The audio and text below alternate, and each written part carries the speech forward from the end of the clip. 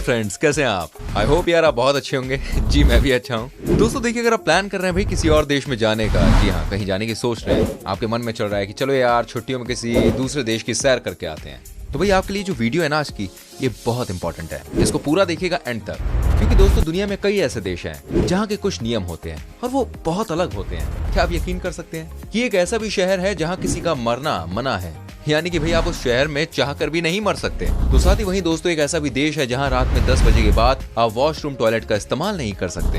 ये सुनने में बहुत वियर्ड है। तो आज की वीडियो में आप ऐसी बहुत सारी रोचक बातें जानने वाले हैं, लेकिन इससे पहले आपको एक छोटा सा काम करना है। आपको हमारे चैनल को सब्सक्राइब करना है, ओके? तो प्लीज डू इट यार, क्योंकि आपके सब्सक्राइब करने से हमें बहुत हिम्मत मिलती है आगे और अच्छा काम करने के लिए। तो चलिए इस वीडियो को स्टार्ट करते हैं। नंबर 1, सिंगापुर में नो टू च्युइंग गम। सही सुन रहे हैं आप दोस्तों, सिंगापुर दुनिया का सबसे साफ सुथरा देश है।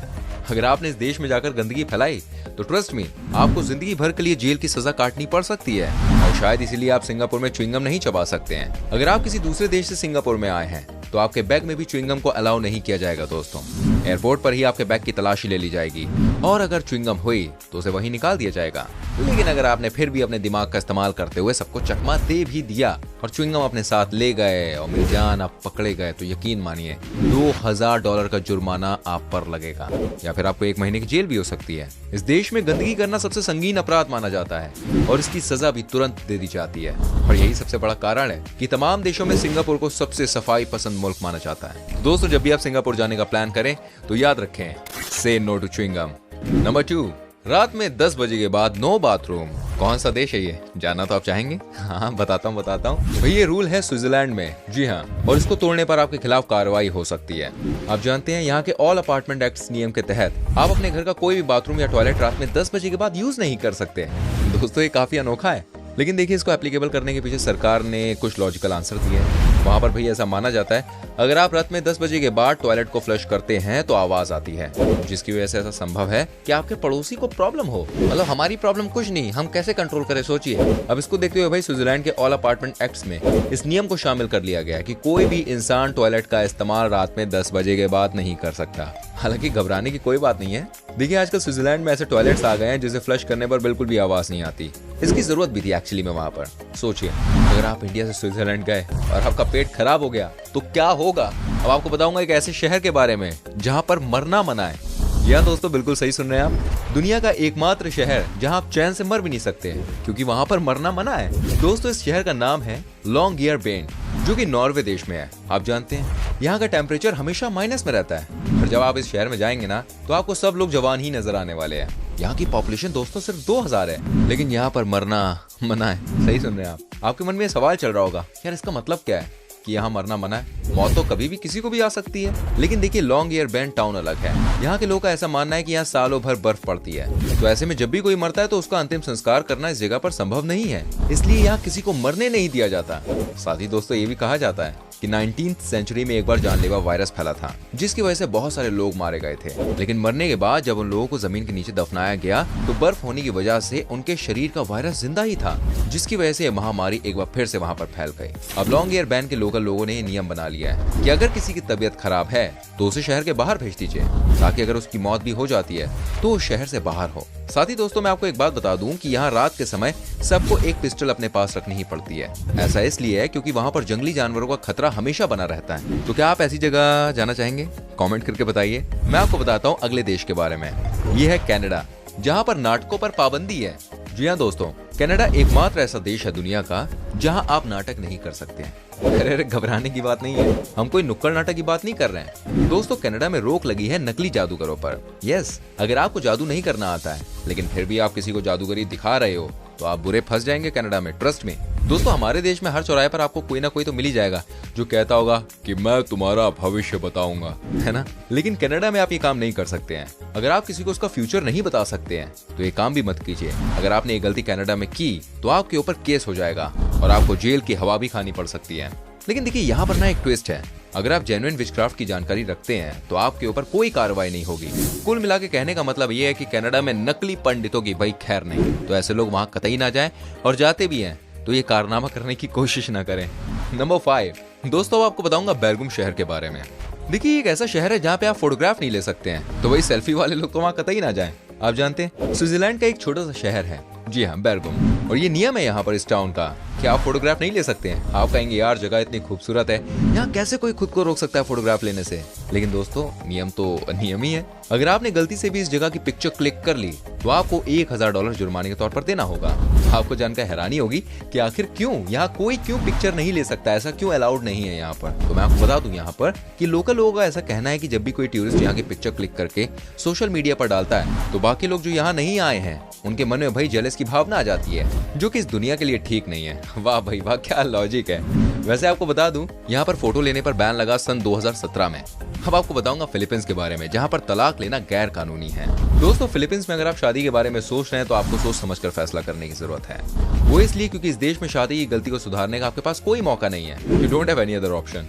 एक बार अगर आपकी शादी हो गई ना तो बस हो ही गई, चाहे आप फिर कुछ भी कर ले, आप तलाक नहीं ले सकते हैं। ये गैर कानूनी है यहाँ पर। हालांकि यहाँ भी मुसलमानों के लिए एक नियम में छूट दे दी गई है।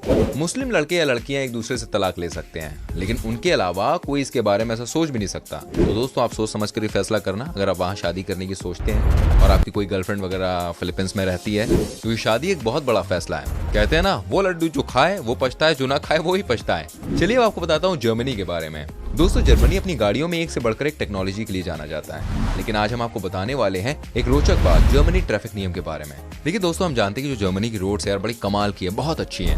यहाँ गाड़ी चलाने का यार मजा ही कुछ और है।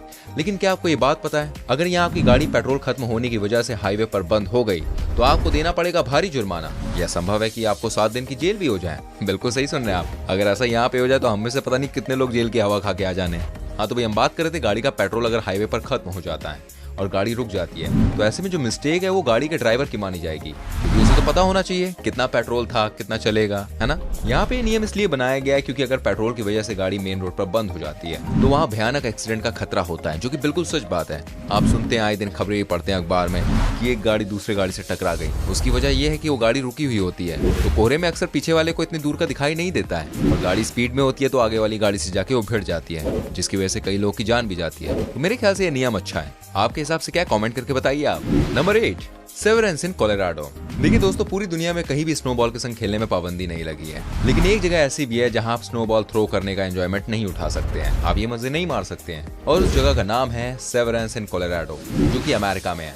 फ्रेंड्स, यहाँ पर बहुत दिनों पहले एक नियम बना था। उस नियम के मुताबिक कोई भी इंसान एक दूसरे के ऊपर कोई भी चीज नहीं फेंक सकता। उस नियम के अंदर स्नोबॉल थ्रो करना भी शामिल है। मतलब साफ था कि आपके शहर में बर्फ की बारिश हो रही है, लेकिन आप स्नोबॉल के साथ नहीं खेल सकते हैं। ये नियम यहाँ पर कई सालों तक चला, लेकिन अभी हाल ही में कुछ ही दिन पहले एक बच्चे का वीडियो वायरल हुआ जो उसी शहर का है, जो स्नोबॉल के संग खेल रहा है। तो उसका जो वीडियो है वो सोशल मीडिया पर पोस्ट हुआ और वायरल हो गया। आप जानते हैं इसके बाद पुलिस इन्वेस्टिगेशन हुई और बच्चे को समझाया गया कि बेटा ये गलत है, लेकिन बच्चा नहीं माना। उस 9 साल के बच्चे ने कोर्ट में एक प्रेजेंटेशन दी जिसमें उसने ये बात मेंशन की कि स्नोबॉल थ्रो करने से किसी को कोई नुकसान नहीं है।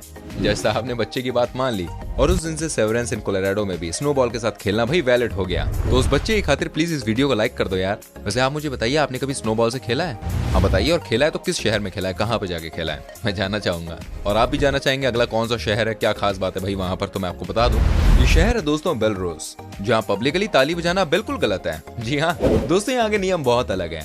दोस्तों ये जगह यूरोप में है जहाँ पब्लिक प्लेस में सभी के संग ताली बजाने पर पाबंदी है। मैं आपको बताना चाहूंगा 2010 से बेलारूस में सार्वजनिक जगह पर ताली बजाना क्रांतिकारी और भड़काऊ संकेत माना जाने लगा है भाई। इसकी शुरुआत तब हुई जब पुलिस, सरकार और राष्ट्रपति अलेक्जेंडर लुकाशेंको के विरोधियों का दमन कर रही थी। दोस्तों यहाँ पर ये नियम अभी भी लागू है और इसको लेकर कानूनी कार्रवाई भी की जा सकती है। तो जब भी आप बेलारूस में जाएं तो इस बात का ध्यान रखना भाई, अपने हाथों पर आपको लगाम लगा के रखनी है, लेकिन यहाँ पर आराम से बजाओ, कोई दिक्कत नहीं है। ताली बजाओ, उसी हाथ से लाइक भी करो, कमेंट भी करो, हम बुरा नहीं मानेंगे, सच्ची कह रहे हैं। चैनल को सब्सक्राइब भी कर दो यार। मैं आपको बताता हूँ यहाँ पर ग्रीस के बारे में। यहाँ पर भाई HIV टेस्ट के लिए किसी को भी अरेस्ट किया जा सकता है। मैं आपको बता दूं, ग्रीस में पुलिस HIV टेस्ट कराने के लिए किसी भी व्यक्ति को कभी भी संदेह के आधार पर अरेस्ट कर सकती है। जी हाँ, पुलिस के अलावा उस पर टेस्ट कराने का दबाव भी बना सकती है और उस व्यक्ति की पहचान भी सार्वजनिक कर सकती है, यहाँ तक कि उसे अपने घर से भी बेदखल किया जा सकता है। तो दोस्तों अगर आप ग्रीस जाएं और अचानक ही अगर आपको पुलिस अरेस्ट कर लेती है तो घबराने की कोई बात नहीं है। हो सकता है कि उसे आप पर डाउट हो, और इसके लिए आपको एक काम करना होगा, HIV टेस्ट कराना होगा और रिपोर्ट जो है वो पुलिस को दिखानी होगी। उसके बाद आप फ्री हैं। अब दोस्तों बात करेंगे जापान की। आप जानते हैं वहां पर मोटे होने पर प्रतिबंध लगा हुआ है। Can you imagine? हमारे यहाँ होगा तो मतलब कितनी परेशानी हो जाएगी। हम सभी को फिक्र होती है वैसे मोटापे को लेकर। कोशिश करते हैं हम फिट रहें, जिम जाएं, एक्सरसाइज करें, खान पान पे ध्यान दें, जिससे हमारा मोटापा ना बढ़े। हम तो बस सोचते हैं, लेकिन भाई जापान में जो इसके लिए कानून बना है ना, वो बहुत ज्यादा सख्त है। मैं आपको बताना चाहूंगा, इस देश में लागू किए गए मेटाबो लॉ के अनुसार 40 साल से ज्यादा के जो पुरुष होते हैं, उनकी जो कमर है वो 33.5 इंच से ज्यादा नहीं होनी चाहिए, और औरतों की कमर 35.4 इंच से ज्यादा नहीं होनी चाहिए। ये स्केल यहाँ के सरकारी कर्मचारियों का मोटापा जांचने के लिए रखा गया है, और जो लोग इसका पालन नहीं करते हैं उन पर जुर्माना लगता है। मतलब कि मोटा होना भी जुर्म है। अगर ऐसा हमारे यहाँ हो जाए तो कसम से यार, मतलब कितने सारे लोग तो फिट हो जाएंगे, है कि नहीं। बैठे बैठे ऑफिस में कमर का कमरा बन जाता है, आगे मटका निकल आता है। जुर्माने के डर से ही सही, कम से कम इंसान फिट तो होगा। दोस्तों, मैंने आपको इतनी सारी चीजें बताई, आपको हमारा एपिसोड आज का कैसा लगा प्लीज लाइक कीजिए, प्लीज कमेंट करके जरूर बताइएगा। और सबसे अजीबोगरीब रूल आपको कौन सा लगा पूरी वीडियो में, या संग में ऐसा कौन सा रूल लगा कि आपको लगता है कि यार ये रूल हमारे देश में भी होना चाहिए, प्लीज कमेंट करें। संग में ऐसी और वीडियोस को देखने के लिए एक बहुत छोटा सा काम आपको करना है, हमारे चैनल को सब्सक्राइब कीजिए, और हाँ, बेल आइकन को जरूर प्रेस कीजिए। इससे ये होगा कि जो हमारी आने वाली वीडियोस होंगी ना, उसके नोटिफिकेशन आपको सबसे पहले मिलेंगे, और आप देख पाएंगे और खुद को अपडेट भी रख पाएंगे। तो दोस्तों, अभी मैं चलता हूँ, अपना ख्याल रखिएगा, मिलूंगा अगली वीडियो में। Till then, bye bye, take care.